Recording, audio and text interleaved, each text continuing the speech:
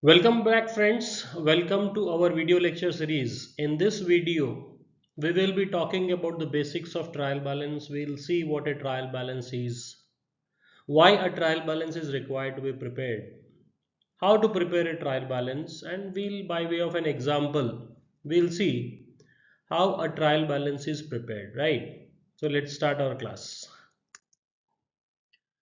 The first thing we need to understand the meaning of a trial balance. The first thing that you need to understand is it's a statement, not an account. Now, what is the difference between a statement and an account? Whenever we talk about an account has two sides this way, a T-shaped account. On the left side, you record the debit side transactions, and on the right, you record the credit related transactions. Contrary to this, a trial balance is a statement, which means we prepare this statement. We have both the debit and credit sides, but we prepare this in a statement format, not a account format. Here we record the debit entries, here we record the credit entries, right? And this is prepared with the balance of all the ledger accounts. All the ledger account means it would be a combination of assets, liabilities, capital, income, expense. All the type of accounts, it's summary, it's a place where the balances of all the ledger accounts are recorded. Clear? Which means this cannot be prepared without the ledger accounts. We need to understand how the accounting cycle happens. The first thing, whenever a transaction happens, you have a source document called as a voucher. Based upon the voucher, what you do, you pass the journal entries in a subsidiary book, right? After this, you post that to the ledger account, which is called as a ledger posting. And once you do these three things, you need to find out whether my accounting is error free or not. Means, is it free from any mistakes, misstatements, or omissions? We need to understand that. So in order to check the arithmetical accuracies, what we do is after the ledger posting, we prepare the trial balance. And once if we are satisfied with the trial balance, then we need to proceed with the financial statements. Namely the income statement, the balance sheet, or the cash flow statement. Right? So before preparing the financial statements, what we do is just to verify,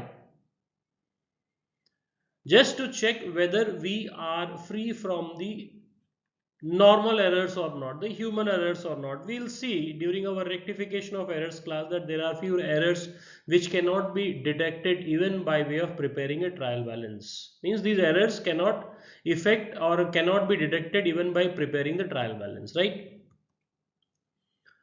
Again, why do we need to prepare this? Just to check the arithmetical accuracy, and we have also seen that preparing a trial balance is not a conclusive evidence that there are no errors in your financial records or transactions that you have entered into the books of accounts.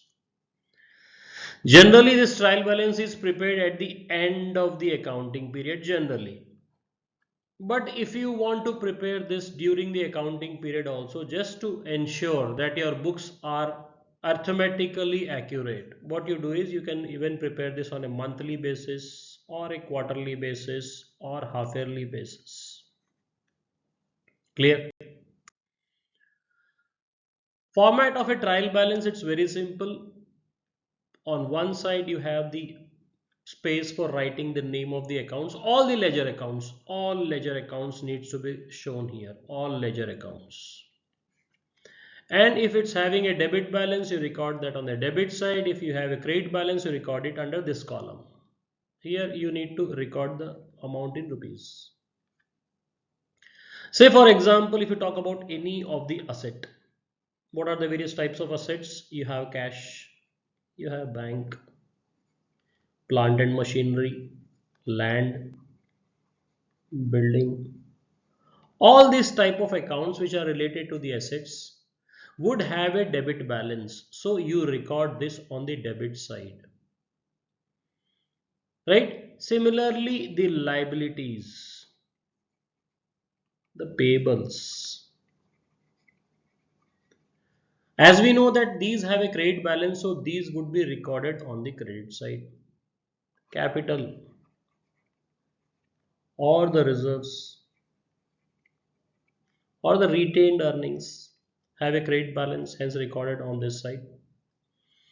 All the incomes, we know that the incomes are recorded on the credit side, so this would again have a credit balance.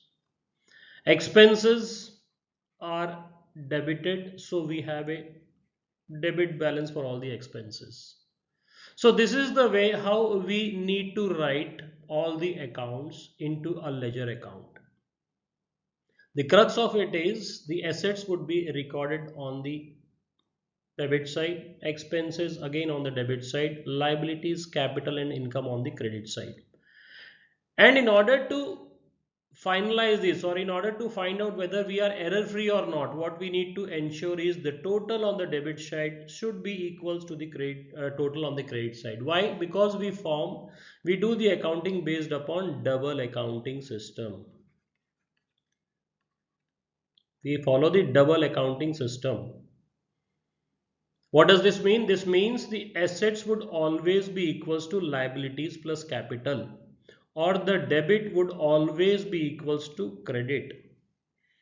So if we have made all the journal entries in a proper manner, following all the accounting rules, if all the ledger postings have been done in a proper manner without any errors, then it is automatic that all the totals of debit would be equals to the total of credit.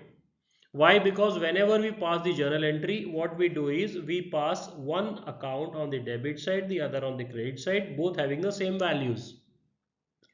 So if we haven't done any mistake or any error, then the total of this, the arithmetical total of this would be the same. And I repeat, having the same total doesn't give you an evidence, is not a conclusive proof that the accounts that you have entered are error free, because there are some errors like the complete omission of errors, the errors of principle, like, so these type of errors cannot be detected even by preparing a ledger account, sorry, the trial balance. This is not the ledger account, this is the format of a trial balance.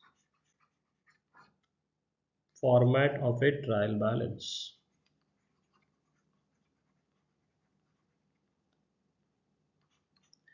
Clear? So preparing a trial balance and having the total same on both the side is not a conclusive proof that all the accounts have been passed in a proper manner, right? Let us see this by way of an example. Let's try solving or preparing a trial balance. Say for example, we need to prepare a trial balance with these balances. As we know, the trial balance can be prepared only after preparing the ledger accounts. It is prepared with the balances in the ledger account.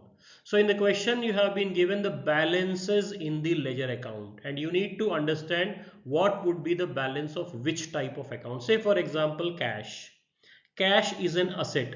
Asset always has a debit balance. So I would write this here, 5,000. Receivables, again asset, has a debit balance, 3,500. Inventory, the stock, it's an asset for you, has a debit balance, 7,200. Prepaid rent means the rent paid in advance. You have a right over that. It's an asset for you on the debit side. Equipment, your asset, your property, debit side. Payables, your liability on the credit side. Liability has a credit balance. Equity shares, credit side. Equity share or capital on the credit side. Retained earnings, credit side, 6,500. Sales, 20,000 here. Cost of goods sold, expense for you, 9,000, debit side. Rent, an expense for you, debit side. So now I need to make a total of this, and the total of the debit should be equal to the total of the credit. So this is your trial balance, sorry, wherein you see that the debit total is equals to the total of your credit side.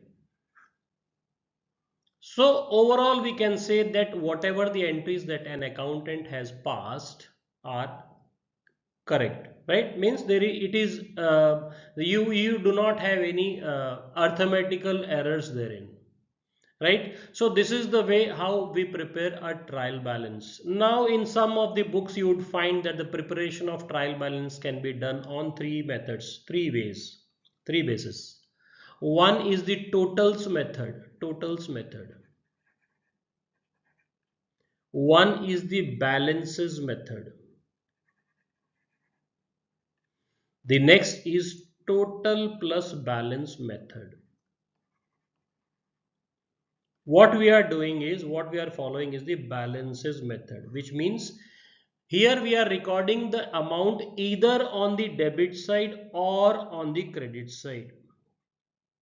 But if you follow the totals method, it would be recording both the debits and credits total. Say for example, in case of a cash account, if I say my cash balance debit total was 1,05,000 and credit total was 1 lakh rupees. That is the reason why I say my cash balance was 5,000, isn't it? Under the totals method, what I do is I write the total of 1,05,000 on the debit side and I write a total of 1 lakh on the credit side, which automatically would be showing or reflecting my debit total by 5,000 as compared to my credit total. And if I am correct with all my entries, my total of the debit would always be equals to the total of the credit. Why? Because again the double entry system of accounting is being followed. So that is what a totals method way of preparing the trial balance is. And what happens in totals and balances method, instead of two columns you have four columns. You would have four columns. Two dedicated to the totals method and two dedicated to the balances method. On totals you write debit credit, on balances you write debit credit. So in the given example, what I would do under the cash, I would record under the totals method, I would say 1,05,000 here, 1 lakh here, and 5,000 this side and dash here. If you look at the essence of that, either this way or this way, the net effect is the same, which is your balances method. So generally 90% of the books would show you this trial balance, this way of preparing the trial balance, which is the balances method of trial balance. Even if you want to prepare the trial balance on totals basis or totals plus balances method, it is easy. You need to follow the same logic, right? Thank you.